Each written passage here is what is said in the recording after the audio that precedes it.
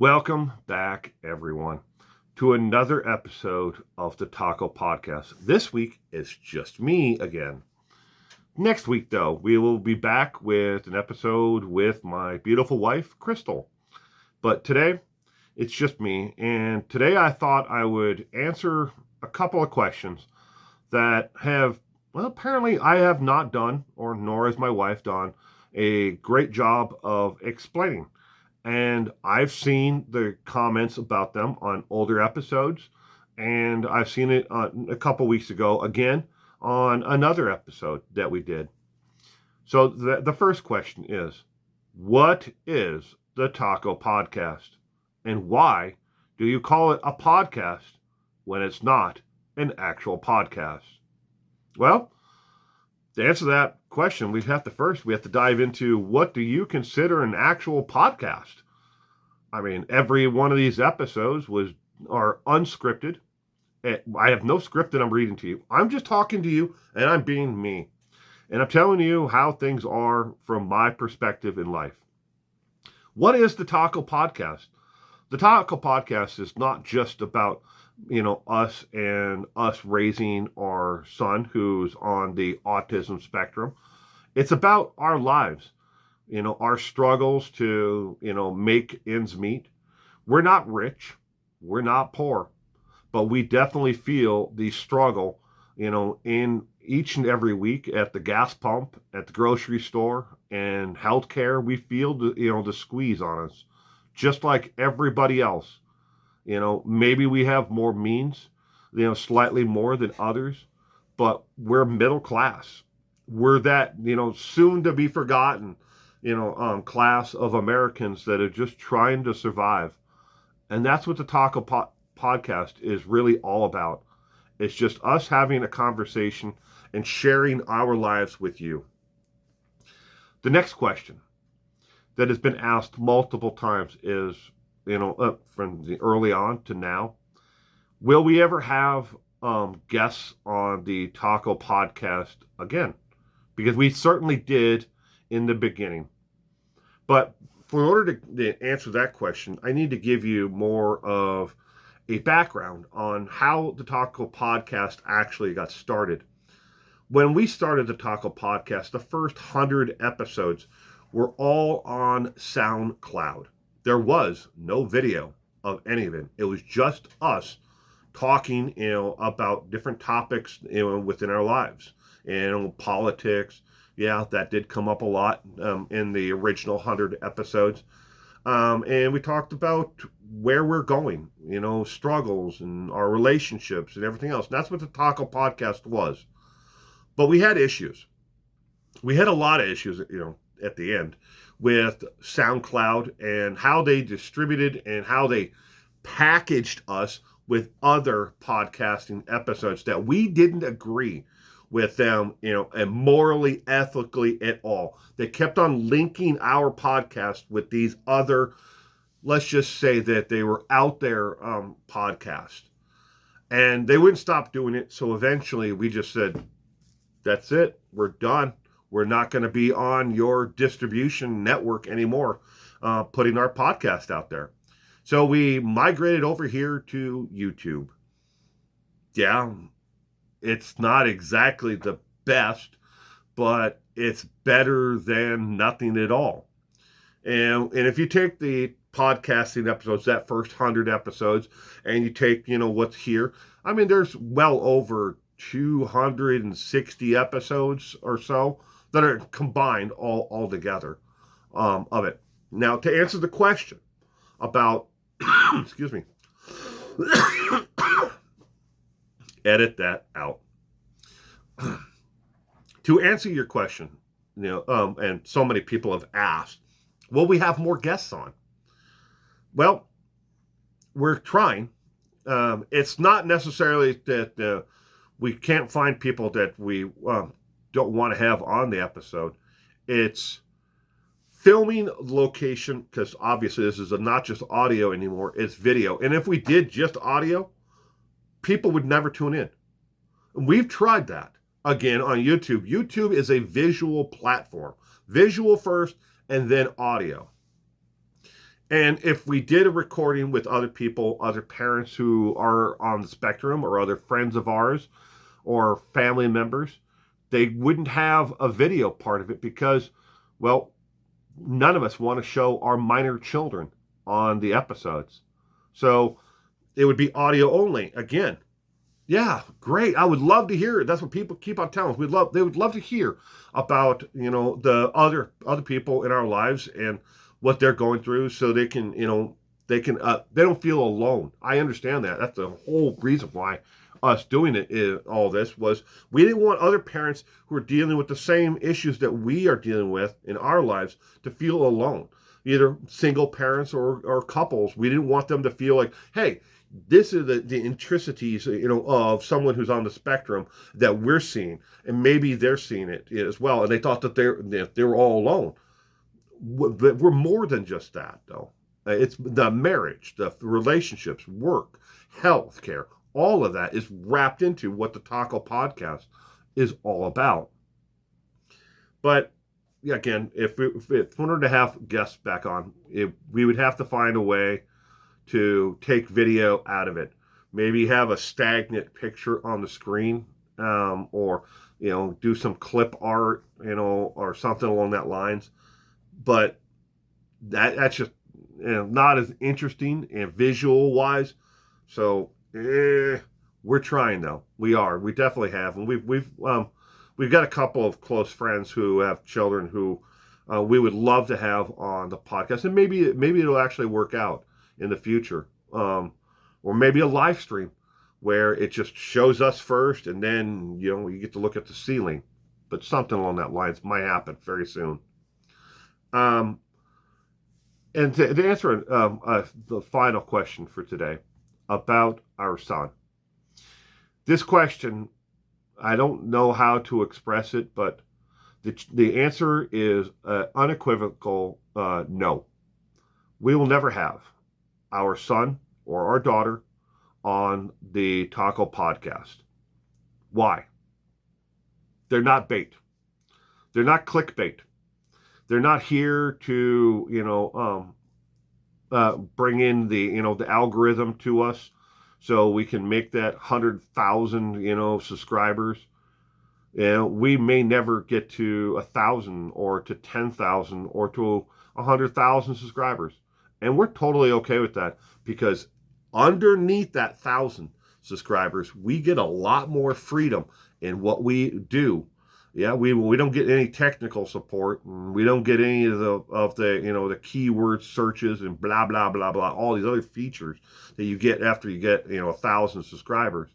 But we have zero interest in monetizing, making money off of this. This again is just us talking to you. But our children, when they get to the age, or well, our daughter is, if they want to be on the Taco Podcast, they will make that decision as an adult, not as a child. We are not putting our child out there again to bring in the algorithm or the clickbait, or anything at all. You'll never see a still image of our kid, nothing. So those are the questions that have been asked an awful lot. So now I want to give you kind of an update of where's life going and what's going on with us right now. Well, it's spring break as I'm recording this. Today is the first day of spring break for our son. He's off for the next, 8 days of school. And who knows where it's going to go from here. He has the flu. I think they called it flu B, as in boy. And he's up and down. It's kind of really lethargic right now. He's just kind of laying on the couch in the living room, just doing nothing, watching videos that he's made. But that's pretty much what's going on with him. School, he's doing terrific. He's definitely excelling way above. His peers are here. In reading comprehension, he's way up here. He's almost 3.5 grade levels ahead of where he should be, and where all his peers are when it comes to reading comprehension. But like his sister, he absolutely hates math. Math sucks. And but who knows? It definitely can change. He's only 9. It could change later on. I mean, he's got friends that are very proficient at math, and they hate English, and writing and reading. So who knows? Oh, what's going on with the wife? Wife is working on her master's degree in psychology. Um, I think she keeps on flip flopping on what actual degree field she's going to be, focusing on. Yeah, you would think she would have that narrowed down by now, but it's psychology number one. Is it going to be pharmaceutical? Is it going to be behavior? I mean, she's kind of going in between. Maybe it'll be both. Maybe she'll have a double major, or double masters. I don't know. Look, the one thing that's important is just how proud I am of her at this stage in her life. She's a full-time mom. That's a full-time job right there, just being a mom. Then she works full-time on top of that.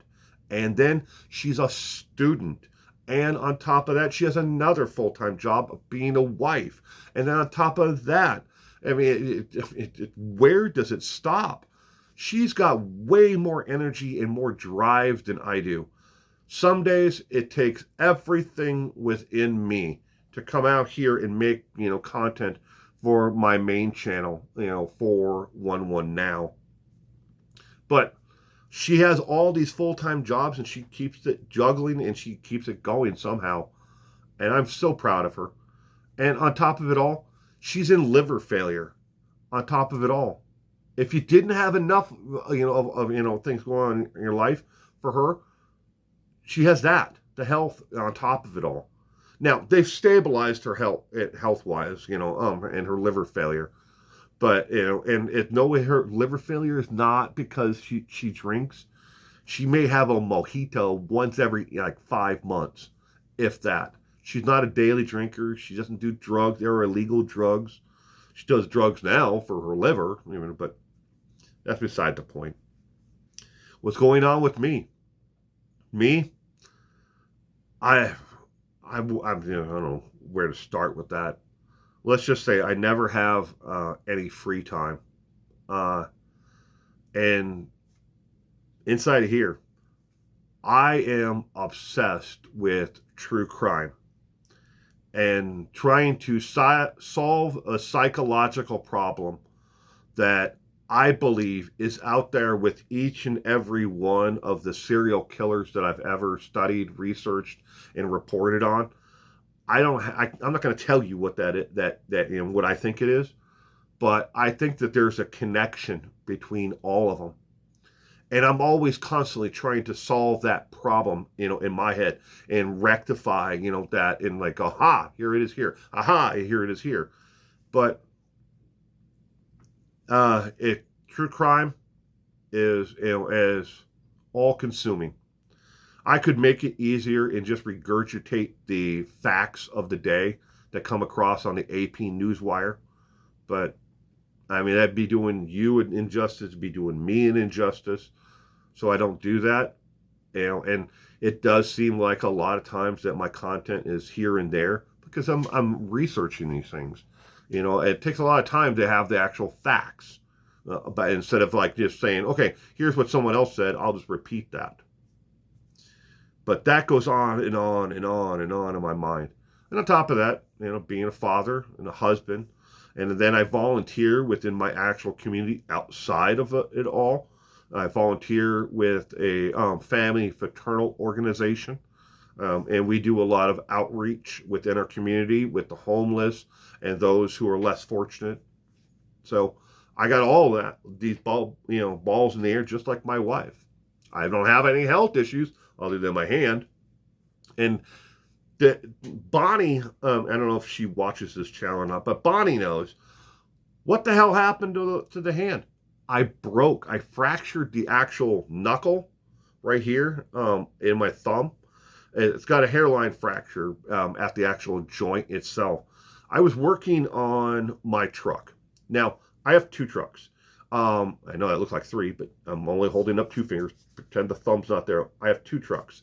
I have a 1970 Ford F100 that I have been restoring well, this is probably year 8 now. Yeah, slowly, but I was working on it, and the wrench slipped, and my thumb went down into the frame rail, and we're not talking like, ow, I got a boo boo. No, it was like smack. I had probably, I don't know, 100 pounds of torque on that wrench when I was, wrenching on it before it slipped off that nut. Yeah, I did it, man. I mean, it it ballooned up pretty quickly, and the whole from the tip down to here was all black and blue. And when of course, being a stubborn a-hole I am, I didn't go to the doctor right away. I was like, oh, I can take care of this. Put some ice on it, pop some ibuprofen.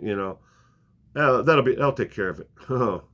I didn't sleep at all the first night, and the first thing the next day, I finally went to what I call the doc in a box. It's a outpatient, like clinic thing. I went there, and immediately they told me, go to the hospital and get an X-ray, and they confirmed I did. I actually fractured the bone right by the knuckle there. So that's why my hand's in this splint thing. It's to immobilize it so it heals. So we've covered my son, we've covered my wife, we've covered me. How about my daughter? Nobody, well, a few of you may have seen her on early episodes, around episode 25, when we started on YouTube. Not the first 100, but the episode 25 on YouTube. She's doing good. She's working and trying to survive, just like the rest of us, in her own household at this age. It's not easy being in your 20s. A lot of the things that I grew up on, hopes and aspirations and stuff like that, owning a house, getting a degree, getting a great job. A lot of these things seem to have been pulled back and away from that generation. They're still attainable. Please do not think that they're not. I know people who are younger than my daughter who have attained a lot more than she has at this point. But she definitely struggles, in trying to put that thing together. And she has her relationship, with her boyfriend, stuff like that. And that's, you got to work on that. Just like everything else. I mean, it's easy to give up, right? I'll just go on, move on to something different. You have to work at anything in this life that is worth it to you. Nothing is free. And that's something she had to learn the hard way, and she's still learning. Hell, I think I'm still learning that myself in a lot of aspects, that nothing just comes easy. So that's what's going on with her. Weather-wise and everything else, life is life. I mean, seasons change. We had joy. We had fun. We had seasons in the sun. All of those things are coming. But the wine and the songs, like the seasons, have all gone. Dun dun dun dun dun.